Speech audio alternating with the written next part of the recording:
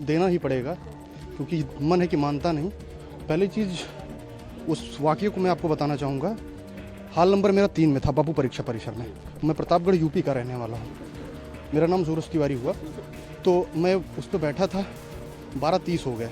तो मैंने वहाँ पे इन्विजिलेटर जो हैं उनसे कहा कि आप लोग जो है बैठे हुए हैं, ऐसा ग्रेजुएशन में भी नहीं होता कि परीक्षा जो है लेट में हो या पेपर बाद में आए। तो उन्होंने कहा कि आप धीरज रखिए, आपको समय दिया जाएगा।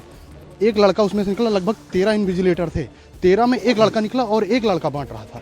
लगभग फिर 15 मिनट बीत गए। 15 मिनट बीत गए, वो लड़का लगभग 20 लोगों को बांट पाया। अब समझिए कि 275 लड़के हैं, बांटने में कितना समय लगेगा। पेपर दिखा रहा है कि ये क्वेश्चन बाहर पड़े हुए थे, और वो ऐसा पेपर नहीं था कि पेपर था, उसमें जैसे जीरोक्स करके लाया हुआ था। जीरोक्स करके वो दिखाया, तो और हम लोगों ने मैच कराया। तो उसमें पहला 2 ही क्वेश्चन देख पाए, क्योंकि हल्ला इतना होने लगा। 2 ही क्वेश्चन देख पाए, तो दोनों मैच कर रहे थे। तो उस बात को जो है वहाँ के सीसीटीवी कैमरे को निकाला जाए और दिखाया जाए सबको। सारी बात सही की झूठ की झूठ, सही का सही हो जाएगा। बापू सेंटर के ऊपर जिस दिन परीक्षा हुई थी उसमें भाग ली थी, और उसको लेके रद्द किया था सेंटर जी। जो पेपर है और आपका भी पेपर है। पहली बात कि आप एग्जाम देने जा रहे हैं जी, एग्ज़ाम तो देना ही पड़ेगा, क्योंकि मन है कि मानता नहीं। पहली चीज़, उस वाक़ये को मैं आपको बताना चाहूँगा। हाल नंबर मेरा 3 में था, बाबू परीक्षा परिसर में। मैं प्रतापगढ़ यूपी का रहने वाला हूँ। मेरा नाम सूरज तिवारी हुआ। तो मैं उस पर बैठा था, 12:30 हो गए। तो मैंने वहाँ पे इन्विजिलेटर जो हैं उनसे कहा कि आप लोग जो है बैठे हुए हैं, ऐसा ग्रेजुएशन में भी नहीं होता कि परीक्षा जो है लेट में हो या पेपर बाद में आए। तो उन्होंने कहा कि आप धीरज रखिए, आपको समय दिया जाएगा। और लड़के हल्ला कर रहे थे कि मतलब इतना समय हो गया, अभी आया नहीं। तो वो लोग कह बैठे रहिए। तो 12:40 पे लगभग पेपर आया, और जब पेपर आया तो हम लोगों ने कहा जल्दी इसको डिस्ट्रीब्यूट कराइए। तो उन्होंने डिस्ट्रीब्यूट नहीं कराया। एक लड़का उसमें से निकला, लगभग 13 इन्विजिलेटर थे, 13 में एक लड़का निकला और एक लड़का बांट रहा था।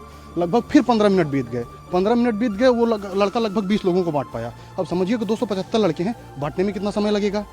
तो इसमें लड़का, तब तक एक दरवाज़ा खटखटाया गया। हम लोग जब ये हुआ, दरवाज़ा खटखटाया गया, हम लोगों ने कहा दरवाज़ा खोलिए, तो खोल नहीं रहे थे। फिर तेज़ तेज़ आवाज़ आने लगी, तो खोले। जब खोले तो वो लड़का पेपर लेके आया। तो पेपर दिखा रहा है कि ये क्वेश्चन बाहर पड़े हुए थे, और वो ऐसा पेपर नहीं था कि पेपर था, उसमें जैसे जीरोक्स करके लाया हुआ था। जीरोक्स करके वो दिखाया, तो और हम लोगों ने मैच कराया। तो उसमें पहला 2 ही क्वेश्चन देख पाए, क्योंकि हल्ला इतना होने लगा। 2 ही क्वेश्चन देख पाए, तो दोनों मैच कर रहे थे।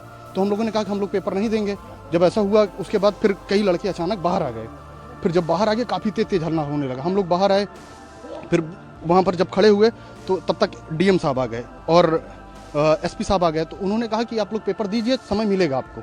तो हम लोगों ने कहा कि सर, इसकी क्या गारंटी है कि समय मिलेगा, पहली चीज़। और ऐसा कहाँ होता है। और पेपर तो बाहर, फिर तब तक एक लड़का गया, तो वो हाई मास्क होता है, हाई मास्क में उसने जाके देखा, तो उस पेपर के बंडल पड़े हुए थे।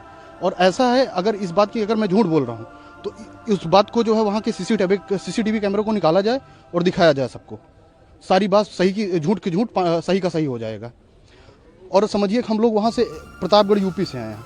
यूपी से आए हैं, अब यहाँ आने में और जाने में 2 बार का किराया 5,000 6,000 हो जा रहा है।